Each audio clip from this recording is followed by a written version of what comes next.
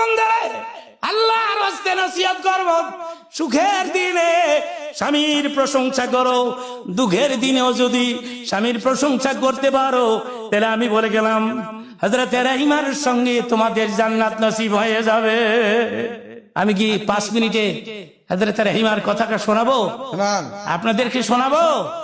হাদিস শরীফের মধ্যে আসছে, ওদের বেশি করে ধনী এর লাগা, গরিব হয়ে গেলে তোমার ভুইলা ভালাইবো। আল্লাহ বলে তাইলে একটু পরীক্ষা করি, একটু টেস্ট করি আইয়ুবকে। রোগ হইল কুষ্ঠ রোগ, প্রথম ছোট গোটা, এরপরে পোকা, এরপরে দুর্গন্ধ, মানুষ বের করে দিল, তিনি চলে গেলেন। 4টা বিবি, সব বিবিরে চলে গেছে, হযরত রহিমা যায় না। সুবহানাল্লাহ। আই উঠে গিয়ে বলে, রে রহিমা, আমার কঠিন রোগ। একটা চমৎকার ঘটনা, নবীদের ঘটনা। রহিমা রে, সব বিবিরা চলে গেছে আমারে রেখে, আমার কুষ্ঠ রোগ, এই রোগ আমার মন কয় না জীবনে কোনদিন ভালো হবে। রহিমা, কেন রে তুমি আমার পেছনে অযথা পরিশ্রম করো? কেন রে রহিমা তুমি আমার সঙ্গে থাকবে? হযরত রহিমা বলেন, সুখের দিনে তোমার খেদমত করেছি, দুঃখের দিনে আমাকে তাড়িয়ে দিও না রে আইয়ুব। সুবিধাবাদী না, সুখের দিনে স্বামীর প্রশংসা করবে, দুঃখের দিনে স্বামীর কলিজায় কষ্ট দিয়ে কথা বলবে, এ ধরনের নয়। আমার কথা রাখতে পারবে? বলুন। আমার গায়ের পোকাগুলো আমার গা থেকে যখন জমিনে পড়ে যাবে, মাটিতে পড়ে যাবে, পোকাগুলো ধরে ধরে রে রহিমা পুনরায় আমার গায়ের মধ্যে বসাই দিবে। পোকা পড়ে গেলে এই পোকা আমার গায়ে বসাই দিবে, পারবে? পারবো। পাহাড়ের গর্তের ভিতরে আইয়ুব কিনে থাকে, রহিমা সারাদিন মানুষের দ্বারে দ্বারে ঘুরে কাজ করে, স্বামীর পানাহারের আয়োজন করে। ওনার জীবনীতে আসছে, একদিন ঘুরেছে সারাদিন, কোনো কাজ পায় না। এক মহিলার বাড়িতে গিয়ে বলে, বোন আমার স্বামী কঠিন রোগ, অসুস্থ, আমার স্বামীকে কিছু খাবার দিলে আমি কালকে কাজ করে শোধরাই দিব। আজকে তো বিকাল হয়ে যাচ্ছে, সূর্য স্তমিত হতে যাচ্ছে। যার কাছে বলো হলো দুষ্ট প্রকৃতির মহিলা, দেখে বলে, তোমার নাম কি? রহিমা। রহিমা রে, তোমার মাথার ক্যাশগুলো লম্বা, এই ক্যাশগুলো যদি কেটে আমার দাও, তোমার স্বামীকে আমি আহার দিয়ে দিব, বিনিময়ে আমি কিচ্ছু নেব না রে রহিমা। হযরত রহিমা বলে, বোন আমার স্বামী কঠিন রোগ, মজবুত শক্ত কোন জিনিস স্পর্শ করতে পারে না। আমার স্বামী শক্ত জিনিস ধরতে পারে না। স্ত্রী হলে তো এ ধরনেরই হওয়া উচিত, ঠিক কিনা বলবেন? আমার স্বামী কঠিন ব্যাধি, কুষ্ঠরোগ, গোটা শরীরটা পচে গেছে, দুর্গন্ধ, শক্ত কোন জিনিস স্পর্শ করতে পারে না। আমার স্বামী শোয়ার থেকে বসতে চায়, আমি আমার মাথার নরম ক্যাশগুলো খুলে তার সামনে দিলে আমার ক্যাশের মধ্যে ধরে বসে দাঁড়ায়। অন্য কিছু চাও, মাথার ক্যাশ দেওয়া সম্ভব নয়। এই ঘটনাটা ঘটছে তো, সুবহানাল্লাহ। অন্য কিছু চাও, বলেন আহারের জন্য, খাবারের জন্য যদি স্বামী মরে যায়, ক্যাশ তুমি কাকে দেখাবে? এবার রহিমা মাথার ক্যাশ কেটে বিক্রি করে স্বামী আইয়ুবের জন্য আহার নিয়ে রওনা করলে, শয়তানে মরদুদ আইয়ুব নবীর দ্বারে যায়, বলে, আইয়ুব রে, তোমার বিবি, তোমার স্ত্রী মানুষের ঘরে চুরি করতে গিয়ে ধরা পড়েছে। গ্রামের লোকেরা ধরে রে আইয়ুব, তোমার বিবির মাথার ক্যাশ কেটে দিয়েছে। পরীক্ষার উপরে পরীক্ষা চলছে। বলতে বলতে রহিমা সামনে আসছে। আইয়ুব নবী বলছে, রহিমা ক্যাশগুলো, চুলগুলো একটু ছেড়ে দাও, আমি বসবো। রহিমা ভাবছে, আজকেই চুল কেটে বিক্রি করলাম, আর আজকেই বলতেছে চুলে ধরবে, বসবে, ব্যাপারটা কি? রহিমা কিচ্ছু বলে না।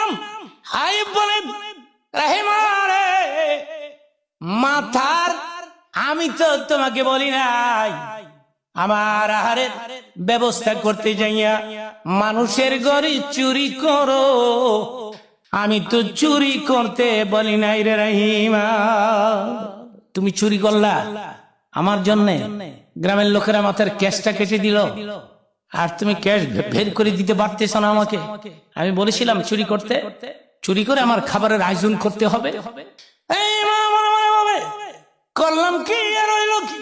স্বামীর সাথে একটু অভিমান করে, অভিমান করে একটু দূরে পাহাড়ের পাশে অন্যদিকে নজর করে কান্দে রহিমা। এদিকে আয়ুব, হযরত আয়ুব দুই হাত তুলেছে। হ্যাঁ, নবীর মুনাজাত তো, নবী হাত তুলছেন। দুই হাত উত্তোলন করে হযরত আয়ুব চোখের পানি ছেড়ে ছেড়ে কান্দে, ডেকে বলে, আল্লাহ গো, 18 বছর হয়ে গেল কঠিন বেদি দিয়ে তুমি আমাকে কষ্টের পরে কষ্ট দিচ্ছ।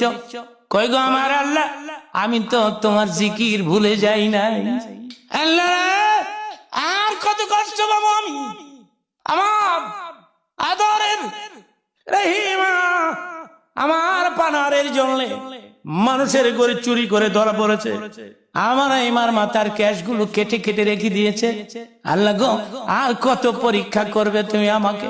আল্লাহ বলেন, জিবরাইল রে, আমার আয়ুব মুনাজাতের মধ্যে কান্দে।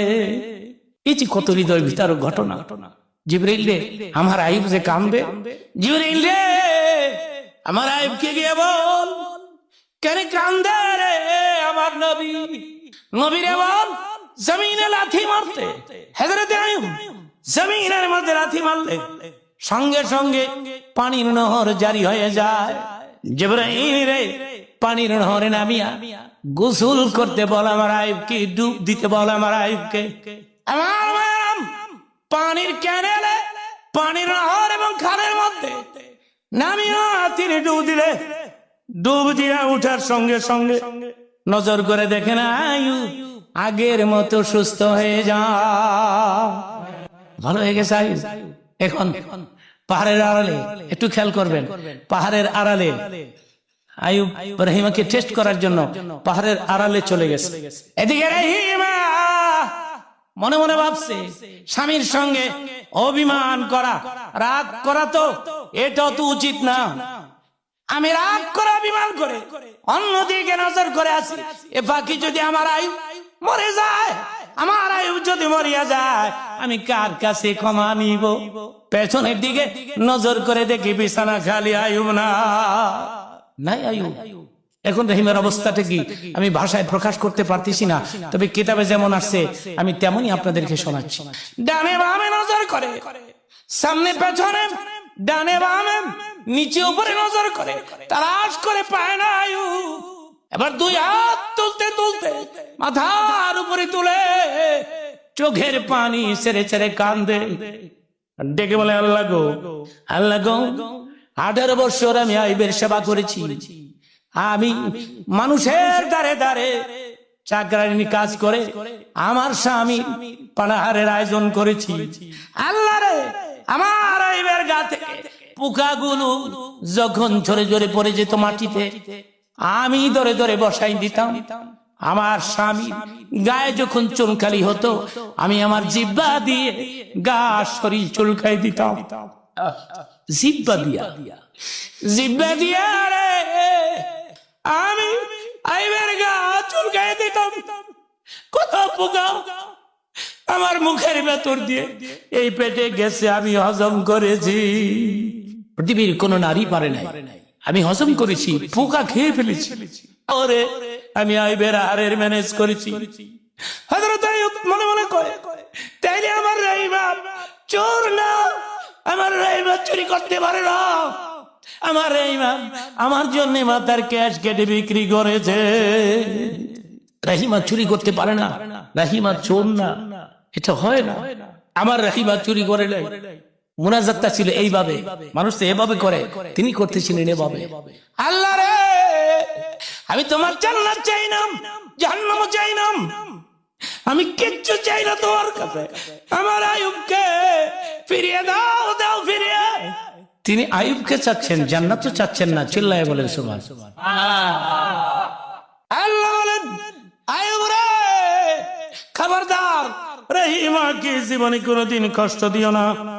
হযরত আইয়ুব পাড়ার আড়াল থেকে বের হয়ে রাইমার সামনে দাঁড়ায় বলে, রাইমা গো, ভালো করে নজর করে দেখো আমি তোমার আইয়ুব।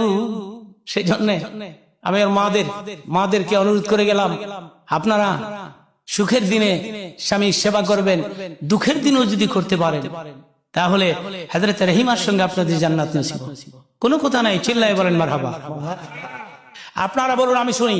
যেই সমস্ত মা, ভালো করে বলবেন, যেই সমস্ত মা অর্ধ উলঙ্গ হয়ে বেপর্দা হয়ে পথে ঘাটে চলাফেরা করে, এদের পেট থেকে আব্দুল কাদের জিলানীর আশা করা যায়? চিল্লায় বলেন যায়। ওদের পেট থেকে আশা করা যায় সন্ত্রাস, বোমাবাজ, সন্ত্রাস, চোর, বদমাশ, খুনি, ডাকাত। ঠিক কিনা বলে? বলো মায়ের প্রয়োজন। আব্দুল কাদের জিলানী হঠাৎ করে মনে হয়ে গেল 4-5 মিনিটে আপনাদের শোনাই, খুব দামি কথা। আব্দুল কাদের জিলানী রহমতুল্লাহ আলাইহি, ভাইরা, তিনার মা, তিনি তো আর যেমন তেমন মায়ের পেট থেকে আসেন নাই, যেমন তেমন মা। ভাইরা আমার, আব্দুল কাদের জিলানী রহমতুল্লাহ আলাইহি, তিনার মা, তিনার বাবা নদীর কিনার দিয়ে যাচ্ছেন, আবু সালে মুসা জঙ্গি। তো নদীর কিনার দিয়ে যাচ্ছেন, খিদা লাগছে, দারুণ খিদা। তো নজর করে দেখে একটা সেব ফল, আনার ফল আসতেছে। তো ভাসমান নদীর পানির থেকে আনারটা তুলে তিনি খেয়ে ফেলেছেন। খাবারের পরে মনে মনে ভাবলেন, কার গাছের ফল খাইলাম, কেন খাইলাম। তো নদীর ধার দিয়ে হাঁটতে হাঁটতে হাঁটতে হাঁটতে খুঁজতে খুঁজতে গাছ পাইছে, গাছের মালিকেরও পাইছে। তো জিজ্ঞাসা করছে, আপনার গাছ? হ্যাঁ, আমার খিদা লাগছিল, আমি আপনার গাছের একটা ফল খেয়ে ফেলেছি, প্লিজ আমাকে মাফ করে দেন। তো গাছের মালিক যে, ও আল্লাহর ওলি, অলির কাছে অলি যায়, চোরের কাছে চোর যায়। আমার গাছের মালিক বুঝতে পেরেছে, বুঝতে পেরেই বলে, কত বড় সাহস, আমার গাছের ফল আমার অনুমতি ছাড়া খেয়ে ফেলেছো, 12 বছর আমার গোলামি করা লাগবে। কয় বছর? 12 বছর গোলামি টোলামি করে গেছে, গোলামি হইছে, মাফ করে দেন। আমি এত তাড়াতাড়ি মাফ করি না। আমার একটা মেয়ে আছে, অন্ধ, পঙ্গু, বুবা, তারে বিয়ে করতে হবে। আব্দুল কাদেরের বাবাই কয়, একটা ফল খাইয়া 12 বছর গোলামি করলাম, ওখানে কানা বিয়া করুন লাগবে, যাগে এরপর তো মাফ করে দিব।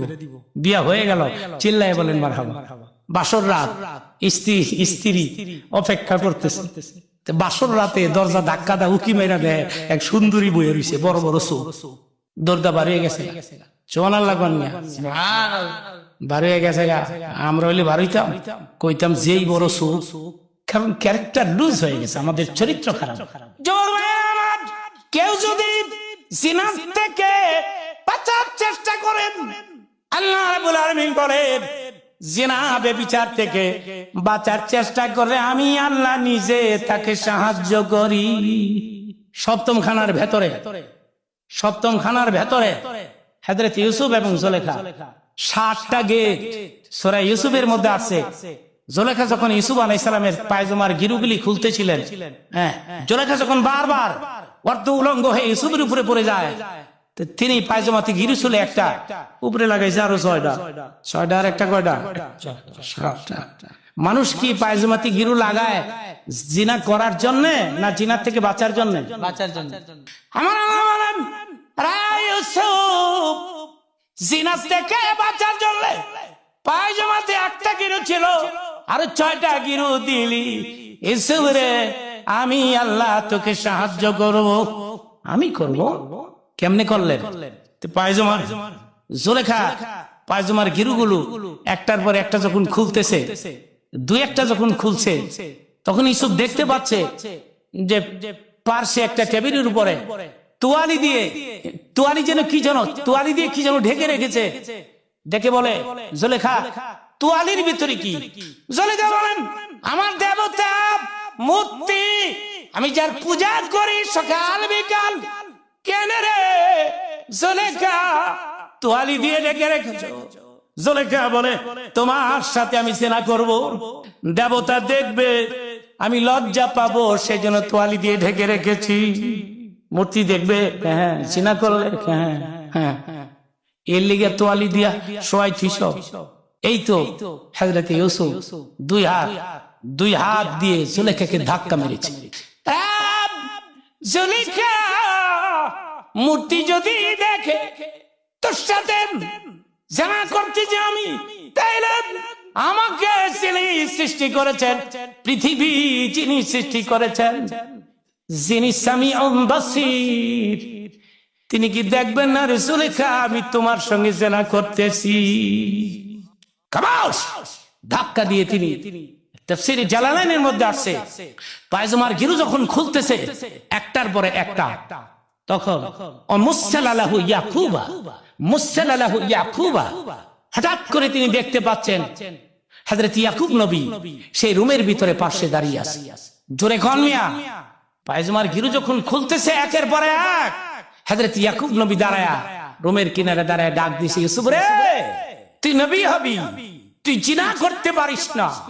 লাকাদ হাম্মাত বিহি ওয়া হাম্মা বিহা লাউলা নারা আবরান রাব্বি। আয়াতের ব্যাখ্যায় এই কথাগুলো আসছে। তিনি এত জোরে দৌড় দিলেন, সপ্তম খানার 7টা গেট তিনি দৌড় দিলেন। ফাস্তাবাকাল বাবা, দরজা টার্গেট করে তিনি দৌড় দিলেন। আল্লাহ রাব্বুল আলামিন বললেন, জিবরাইল রে, আমার ইউসুফ জিনাত থেকে বাঁচার জন্য গেট সোজা দৌড় দিয়েছে। গেটগুলো তো তালাবদ্ধ অবস্থায় বন্ধ করে রেখেছে জুলেখা।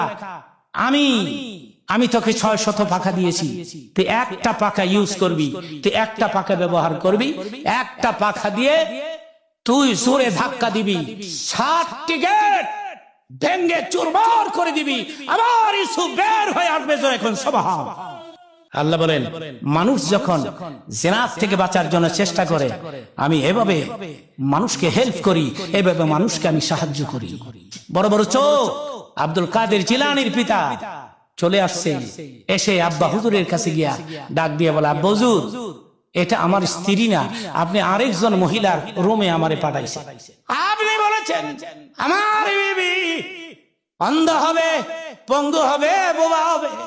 আমার বিবি তো হাঁটতে পারে, দেখতে পারে, আর আপনি বলেছেন অন্ধ, পঙ্গু, বোবা হবে। এটা আমার বিবি নাম, আপনি অন্য কারো কামরায় আমাকে পাঠিয়েছেন, এটা আমার বিবি নাম। শ্বশুর আর চোখে পানি রাখতে পারে না। শ্বশুর আনন্দের আবেগে চোখে পানি ছেড়ে দিয়েছে। তিনি রাগ দিয়ে বলেন, বাবাজি, এটাই তোমার বিবি? আমি বলেছি আমার বিবি অন্ধ, আমার মেয়ে অন্ধ, আমার মেয়ে জীবনে কোনদিন বাইরের কোন পুরুষ দেখে নাই, সেজন্য বলেছি আমি অন্ধ। বলেছি বাবা, বাইরের কোন পুরুষের সঙ্গে কথা বলে নাই, সেজন্য বলেছি বাবা। বলেছি পঙ্গু আমার মেয়ে জীবনে ঘরের ভিতর থেকে কোনদিন বাইরে যায় না।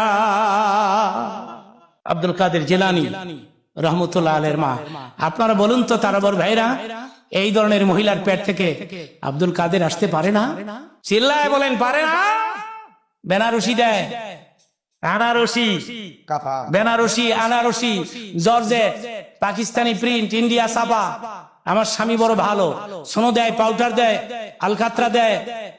আমার স্বামী বড় ভালো, দিতে পারলে খুব তারিফ করে, আর না দিতে পারলে এক মুখের 42 মুখ বানায়, আর মানুষের ধারে ধারে ঘুরে আর কয়, হায় রে কপাল মন্দ, জামাই পাইছি। প্রিয় শ্রোতা, সামনে আরো গুরুত্বপূর্ণ ঘটনা শুনতে পারবেন। শুনতে থাকুন বাংলা ইসলামিক রেডিও, আর লাইক দিতে ভুলবেন না। ধন্যবাদ। কোনো অসুবিধা নাই তো? না। পেরেশানি? না। দুশ্চিন্তা? না। সিগারেটের নেশা হয় নাই তো? না। আচ্ছা ঠিক আছে, মুনাজাত দিয়ে যাবেন তো ইনশাআল্লাহ। কালকে নাকি বক্তা ভালো ওয়াজ শোনাতে পারে নাই, লোকেরা কমপ্লেইন দিল যে হুজুর কালকে এমন এক বক্তা আসছে যে আমরা তার ওয়াজ শুনে সন্তুষ্ট হতে পারি নাই, সুতরাং আজকে আপনি আধা ঘন্টা সময় বাড়াই দিবেন। আমি কি ঠিক আছে, বাড়াই দিব না, বাড়াই দিব না, বক্তার জন সুবিধা করতে পারে নাই, তাহলে আমি আধা ঘন্টা বাড়াই দিব। আচ্ছা, আধা ঘন্টা বাড়াই দিলে আপনারা খুশি তো? মুনাজাত না দিয়ে তো আর যাচ্ছেন না, তাহলে একটু জিকির করেন, লা ইলাহা, জোরে লা ইলাহা ইল্লাল্লাহ, লা ইলাহা, লা ইলাহা ইল্লাল্লাহু মুহাম্মাদুর একটু দুরূদ শরীফ পাঠ করি, মাঝখান থেকে কেউ না দাঁড়াই, কিছুক্ষণের মধ্যে আল্লাহ পাকের কাছে তওবা করে আমি আপনাদেরকে মুনাজাত করব। লা ইলাহা, কোন জায়গা থেকে আমার উম্মত নরনারী আমার নামে একবার দুরূদ শরীফ পাঠ করে, নবীজি বলেছেন সেকেন্ডের মধ্যে, আমি আবার বলছি 1 সেকেন্ড, 1 সেকেন্ডে দুরূদের আওয়াজ ফেরেশতার মাধ্যমে আল্লাহ তাবারক ওয়া তাআলা মদিনার রওজায় আমার কানের গোড়ায় পৌঁছে দেয়। আওয়াজ হয় না কেন? একটু মুহাব্বতের সাথে বলি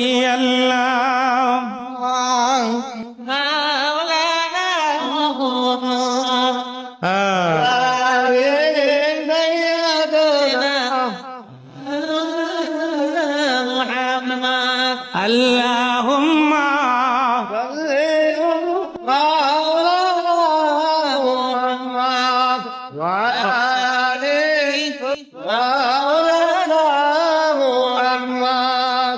আমি আমার মাদের অনুরোধ করব, আপনারা পর্দা করুন, পর্দার ভেতরে থাকুন, তাহলে নবীর মেয়ে ফাতিমার সঙ্গে বেহেশতে প্রবেশ করতে পারবে। দ্বিতীয় কাজটি কি? দ্বিতীয় কাজটি হলো নামাজ পড়ুন, নিজের স্বামীকে নামাজি বানান, নিজে নামাজ পড়ুন, স্বামীকে নামাজি বানান। একটা স্ত্রী চেষ্টা করলে তার স্বামীকে নামাজি বানাতে পারে কিনা বলুন? এই যে হাজার হাজার মানুষ আজকে ওয়াজ শুনতে আসছেন, ভালো কথা, আধা ঘন্টা সময় না হয় বাড়াই দিলাম, ওয়াজটা শুনলেন কিন্তু নামাজটা পড়লেন না, কাজ হবে? পৃথিবীর কেউ যদি আমাকে প্রশ্ন করে, যুক্তিবাদী, তোমার জীবনের স্মরণীয় কোনো ঘটনা থাকলে আমাদের শোনাও, তাহলে আমি এই ঘটনাটা শোনাবো যেটা এখন আমি আপনাদের শোনাবো। আমারই একজন একনিষ্ঠ ভক্ত আমার ওয়াজ শোনে ঘন্টার পরে ঘন্টা। তার মা একদিন টেলিফোনে আমাকে বলছে, যুক্তিবাদী, আমার ছেলে তো তোমার ভক্ত, কিন্তু ছেলে যে মদ খায়। আমি বললাম এক্ষুনি পাঠাই দেন। আমি বললাম তুমি আমার ভক্ত, হ্যাঁ ওয়াজ শোনো, হ্যাঁ মদ খাও। কয় হুজুর আমার কাছে ওয়াজও টেস্ট লাগে, মদও টেস্ট লাগে, দুটোটাই টেস্ট। আমার জন্য দোয়া করতে পারেন না? এই ছেলে কয় দোয়া করতে পারেন না? এই ছেলেকে আমি অনেক ভালোবাসি, আমি কাবা করে গিলাপ ধরে তার জন্য দোয়া করেছি, কাবার গিলাপ ধরে আমি দোয়া করেছি, কিন্তু আমার দোয়া কবুল হয় নাই, কবুল হয়েছে তার স্ত্রীর দোয়া। তার নিজের বিবরণ, সে বিয়ে করেছে একটি নামাজি মেয়েকে। দেখেন কপাল কত ভালো, নামাজি স্ত্রী পাওয়া এটা কপালের ব্যাপার, সুবহানাল্লাহ বলে, ভাগ্যের ব্যাপার। সেই ছেলে নিজেই বলতেছে, হুজুর একদিন রাত্রে আমি মদ পান করে আসছি, রাত 1-1:30 বাজে, আইসা দেখি আমার স্ত্রী নামাজ পড়তেছে। তা আমি তারে ডিস্টার্ব করি নাই, কারণ আমি ওয়াজ শুনি, ভালো মন্দ কিছু তো বুঝি। তাছাড়া সেদিন মনে করেন আমি খুব বেশি মদ খাই নাই, মনে করেন 3-4 বোতল খাইছি, আমার ভালো নিজাও হয় না। এবার আপনারা বলেন তারাবো এলাকার ভাইরা, মদ হালাল না হারাম? হারাম। একটু জোরে কর হারাম। ইয়া আইয়ুহাল্লাযীনা আমানু ইন্নামাল খামরু ওয়াল মাইসির ওয়াল আনসাবু ওয়াল আজলাম রিজসুম মিন আমালিশ শাইতান ফাজতানিবুহু লাআল্লাকুম তুফলিহুন। এই আয়াত নাযিল করে আল্লাহ মদ আর জুয়া দুটোটাকে হারাম করলেন। চিল্লায় বলেন মারহাবা। মারহাবা। আপনারা বলতে পারেন মদ কেন হারাম হলো? কারণ কি? অনেকগুলো কারণের মধ্যে একটি বলে দেই। মদ পান করলে ব্রেন নষ্ট হয়ে যায়, কথা বলার ব্যালেন্স হারিয়ে ফেলে, মস্তিষ্কের বার সাম্য হারিয়ে ফেলে, স্ত্রী এবং মায়ের মাঝে তমিজ করার ক্ষমতা হারিয়ে ফেলে মদ। আমি তখন ঢাকা আলিয়া মাদ্রাসার ছাত্র, পাকিস্তান প্রিয়, তো পলাশি বেরেকে আমি থাকতাম। ইডেন গার্লস কলেজের পাশে এক হিন্দু মদ খাইতো, মদ খাই আইসে রাত বাজে তখন 12টা-1টা, বাড়িতে এসে চিল্লায় ডাকতেছে মা মা মা। ঘর থেকে বের হয়ে বলছে কি হয়েছে? বউ কই? বউ? হ্যাঁ বউ কোথায়? মায়ের জিগায়। মাকে বউ তো ঘরে আছে। না তুই বউ। জোরে কোন নাউজুবিল্লাহ। সেজন্য ইসলাম এসে মদকে হারাম করেছে। আমাদের এইসব এলাকায় মদ নাই আমি জানি, এরপরে যদি থেকে থাকে কোন মদখোর ওয়াজ শুনতে আসেন না এটাও জানি। যদি এসে থাকেন, আমি যখন হাত তুলবো এ হাজারো মানুষের ফাঁকে তুমি দুটি হাত তুলে এতিমের মতো চোখের পানি ছেড়ে দিয়ে আল্লাহর কাছে তওবা কইরো, আমি আর জীবনে মদের বোতল হাতে নিব না। আমি বলবো যদি তুমি তওবা করতে পারো আজকের মুনাজাতে আল্লাহ রাব্বুল আলামিন